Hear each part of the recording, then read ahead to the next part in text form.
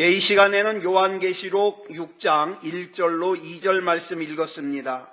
요한계시록 14번째 시간입니다. 이제 오늘부터 요한계시록 6장을 들어가는데 이제부터 우리가 살펴봐야 되는 요한계시록 6장부터 16장까지는 요한계시록 중에서도 좀 어려운 부분입니다.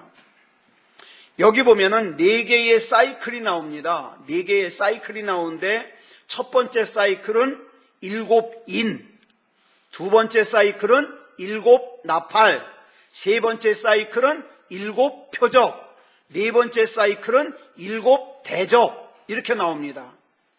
이것이 다 열리고 나면 이제 16장까지 우리가 살펴보게 됩니다.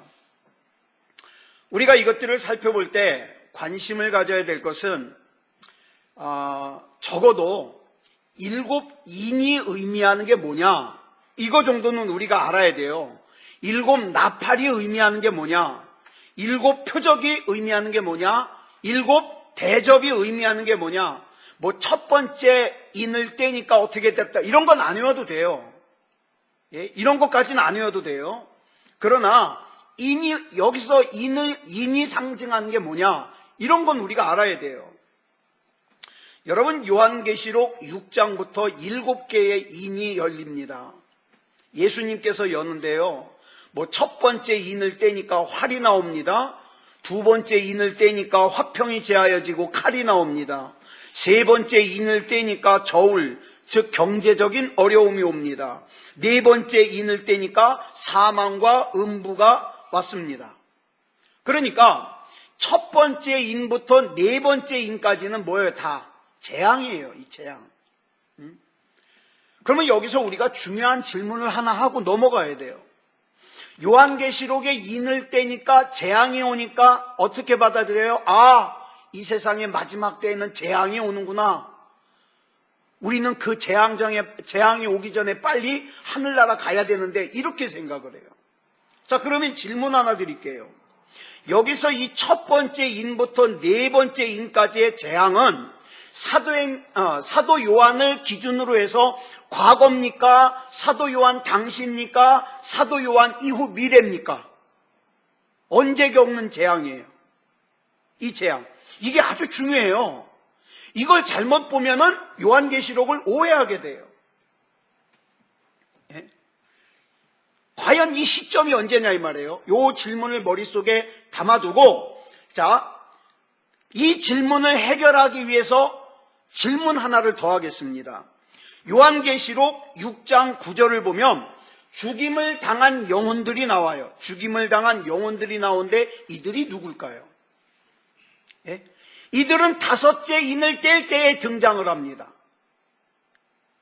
우리가 앞에서 첫 번째 인부터 네 번째 인까지 재앙이 왔다 그랬어요. 그리고 다섯 번째 인을 떼니까 뭐라 그럽니까? 내가 보니 하나님의 말씀과 그들이 가진 증거로 말미암아 죽임을 당한 영혼들이 제단 아래에 있어. 그러니까 7개의 인이 전부 다 재앙이 아니에요. 첫 번째부터 네 번째까지만 재앙이에요. 그리고 다섯 번째 등장하는 건 뭡니까? 그 재앙으로 말미암아 죽임을 당한 영혼들이 등장을 해요. 자, 그렇다면 아까 드린 말씀, 질문, 이 영혼들은 사도 요한을 기준으로 해서 과거에 죽은 영혼입니까? 사도 요한 당시에 죽은 영혼입니까? 앞으로 죽을 영혼입니까?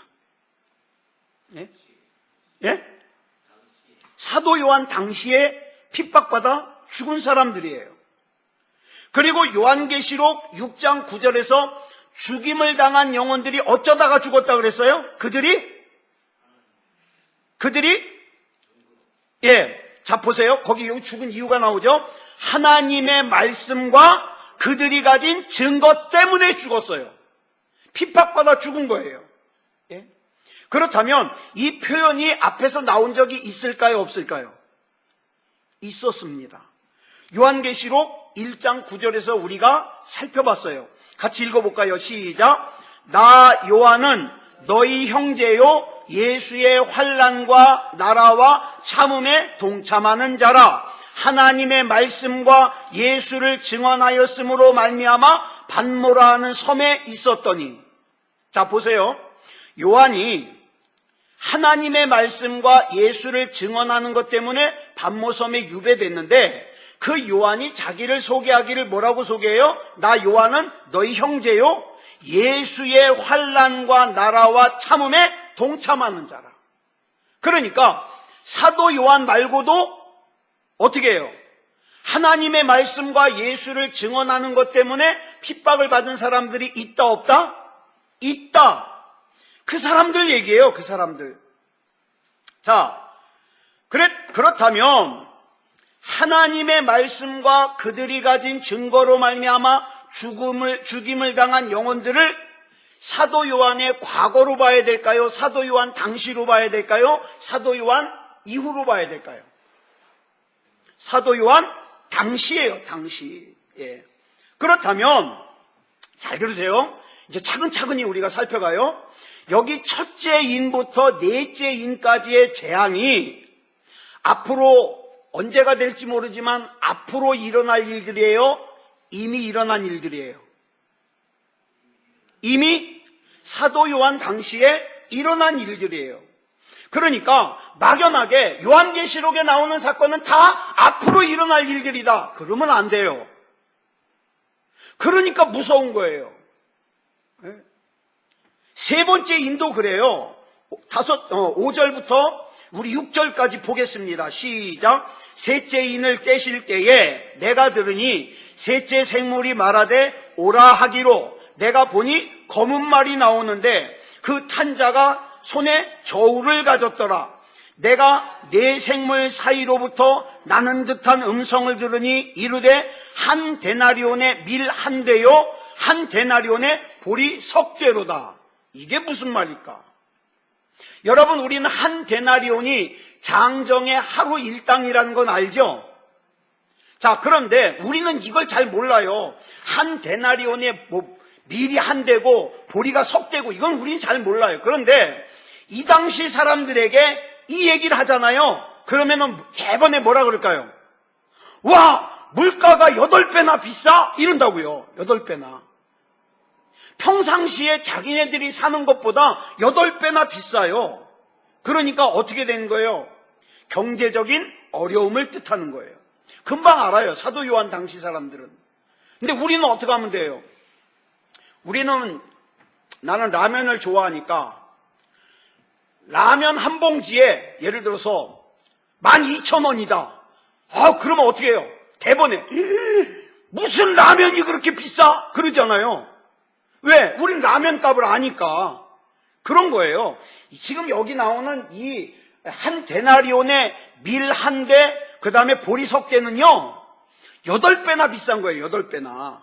그러니까 이 첫 번째 인부터 네 번째 인까지는 앞으로 일어날 일이 아니라 사도 요한 당시에 이미 그리스도인들이 당한 어려움과 환난과 박해와 순교예요.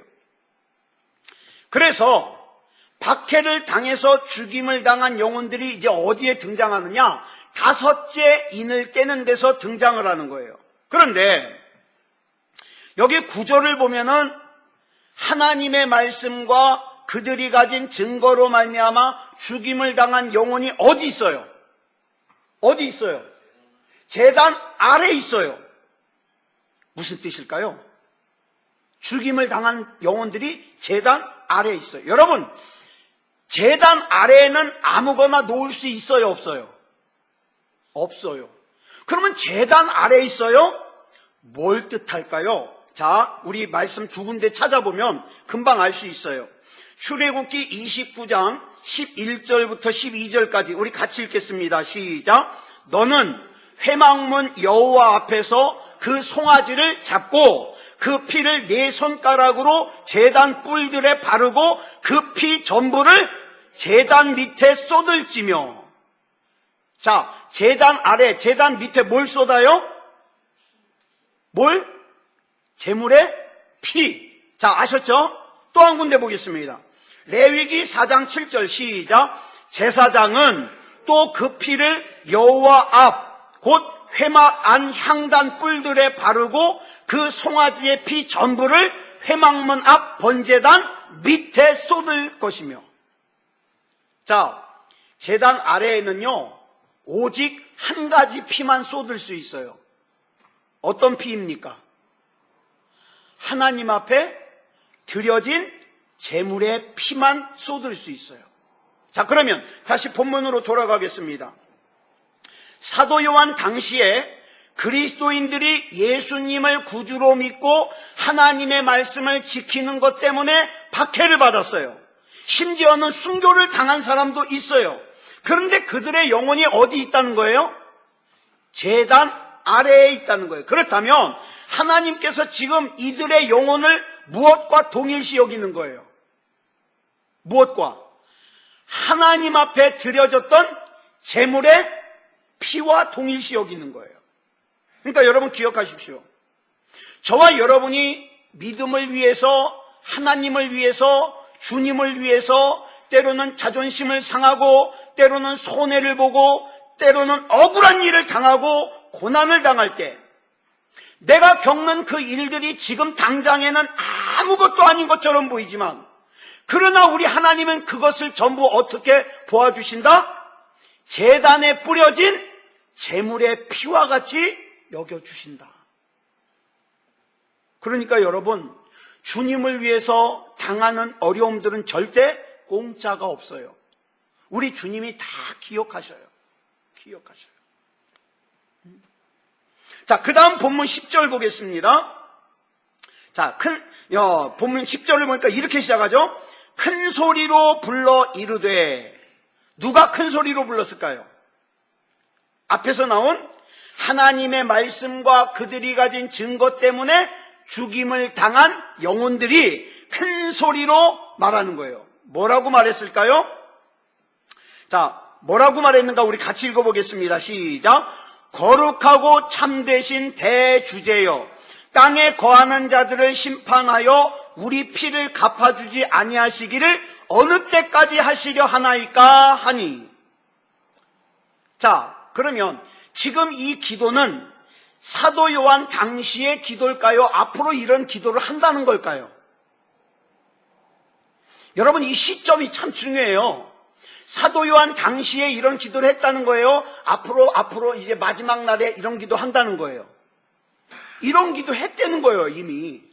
예? 이런 기도. 사도 요한 당시에. 무슨 기도라고요? 뭐라고 했다고요? 우리 피를 갚아주지 아니하시기를 어느 때까지 하시렵니까?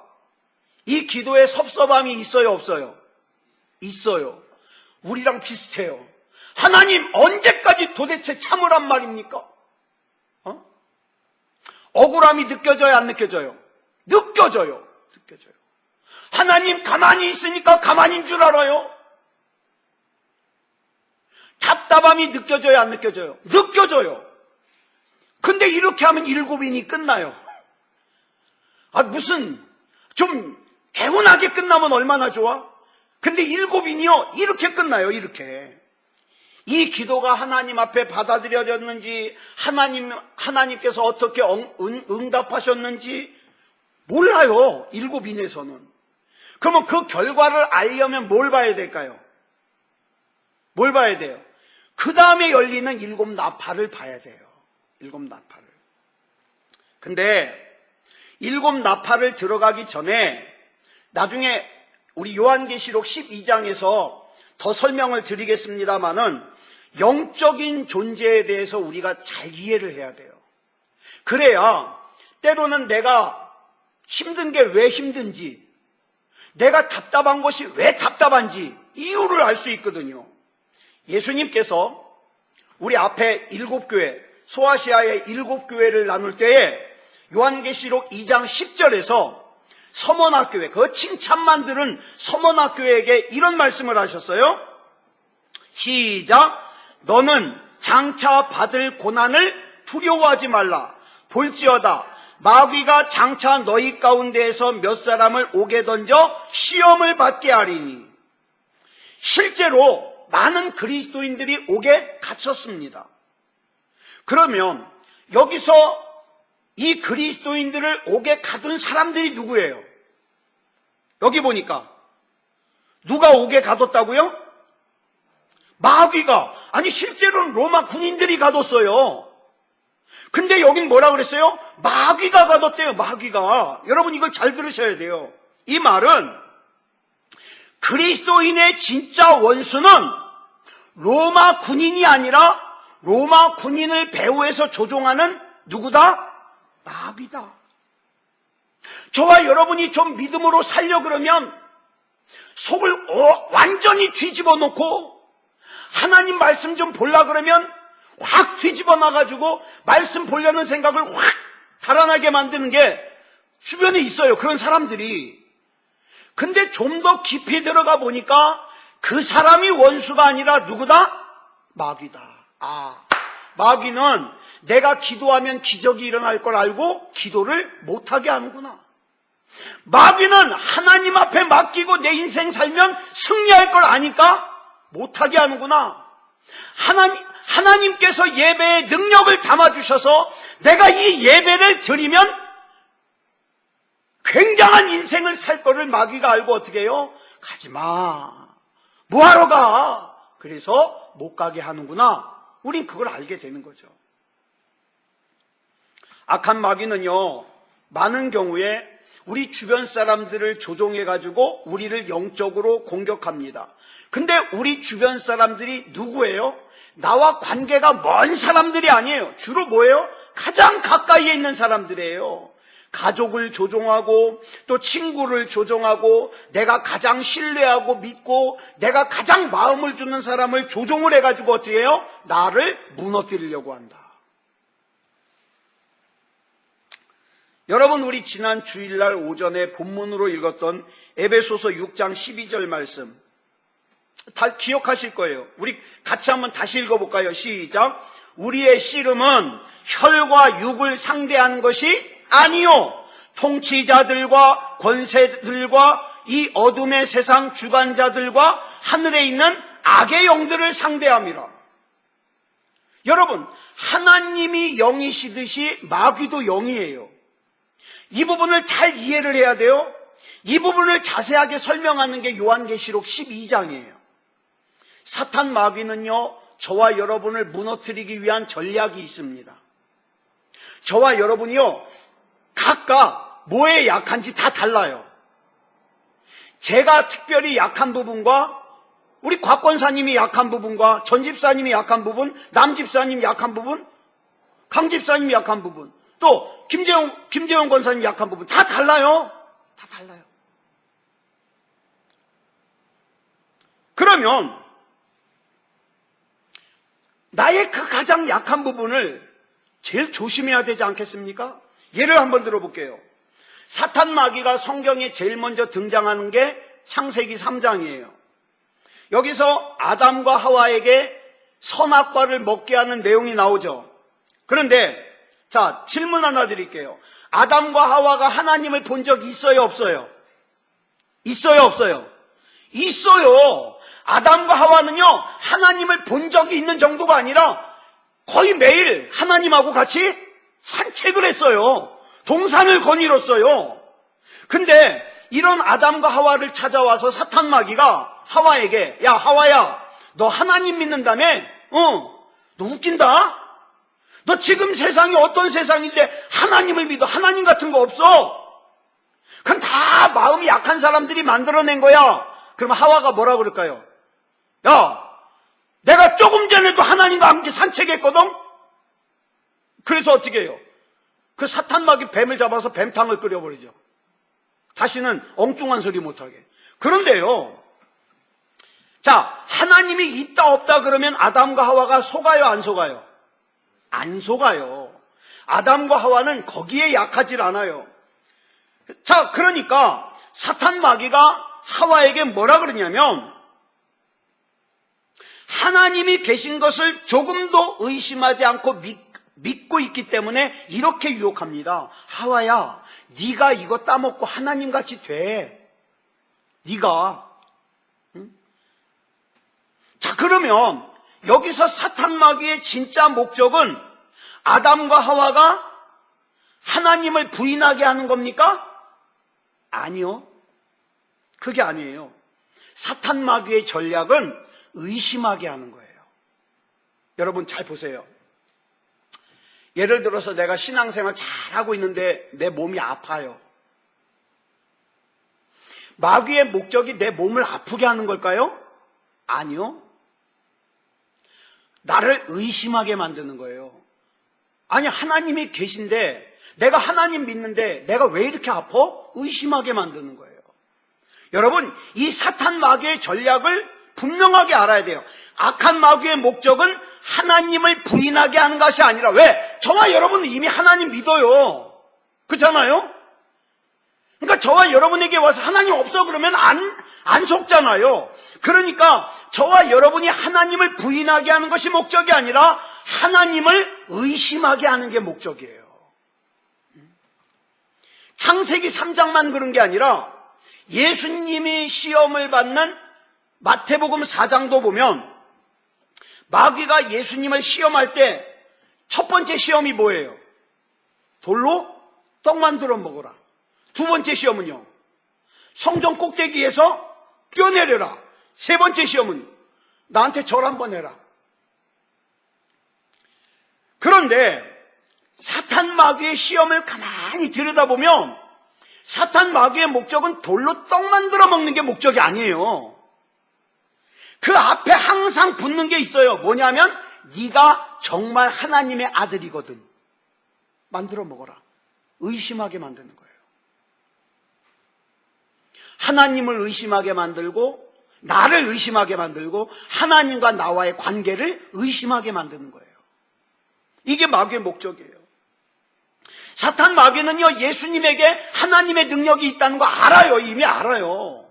돌로 떡 만들어 먹는 거 알아요. 근데 그 앞에다 함정을 두는 거예요. 네가 만일 진짜 하나님의 아들이거든 돌로 떡 만들어 먹어라. 그러면 하나님이 돌로 떡 만들어 먹으면 이미 뭐에 빠진 거예요? 그 의심에 빠져버린 거예요. 교묘하죠? 마귀가 이렇습니다. 예수님께서 하나님의 아들이라는 걸 의심하게 만드는 것이 사탄 마귀의 진짜 목적이에요. 사탄 마귀는 저와 여러분이 하나님을 확실하게 믿고 있다는 거 알고 있어요. 그래서 저와 여러분에게 하나님을 부인하라고는 안 합니다. 적어도 오늘 예배 드리는 사람들한테는 그런 거 안 해요. 왜? 뭐 하나님 계신 거 확실히 아니까.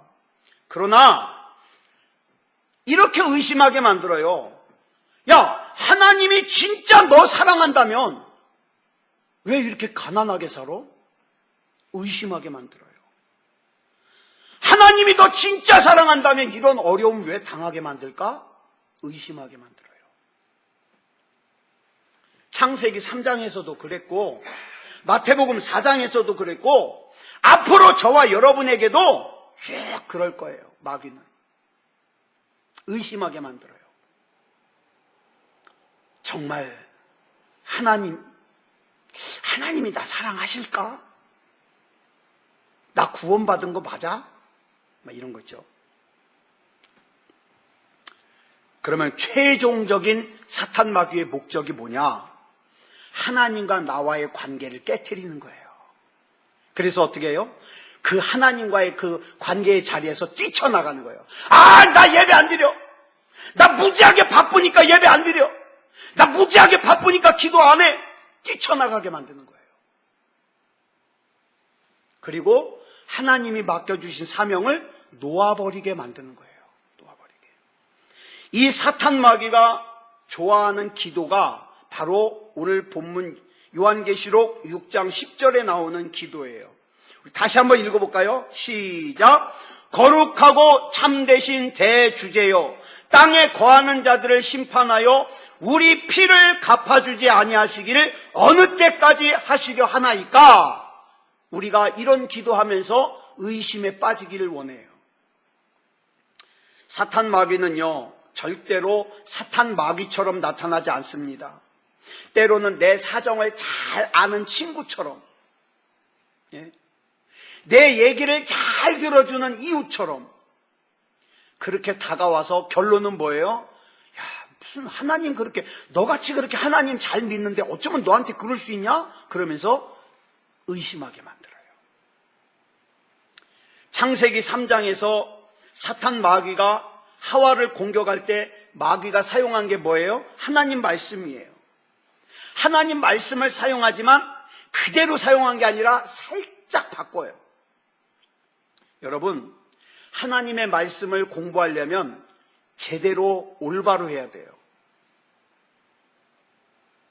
올바로 하지 않으면 이만희한테 속아요.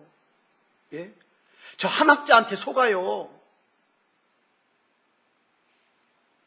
그래가지고 어떻게 해요? 신천지에 빠지고 구원파에 빠지고 자기가 알고 있는 게 진리인 것처럼. 아니, 그렇게 해석하는 게 아니라고. 여러분, 신천지에서요, 아니 얼마나 더 설명을 해줍니까? 14만 4천이라는 것은 너희 그룹의 숫자가 아니라 구약에 구원받은 사람들 12지파의 상징과 신약에 구원받은 12제자의 상징을 곱해가지고 144가 나오는데 그 사람들이 많다는 뜻으로 1000을 곱한 거다. 이 14만 4천은 성경에 나오는 상징적인 수다. 그런데도 안 믿어요.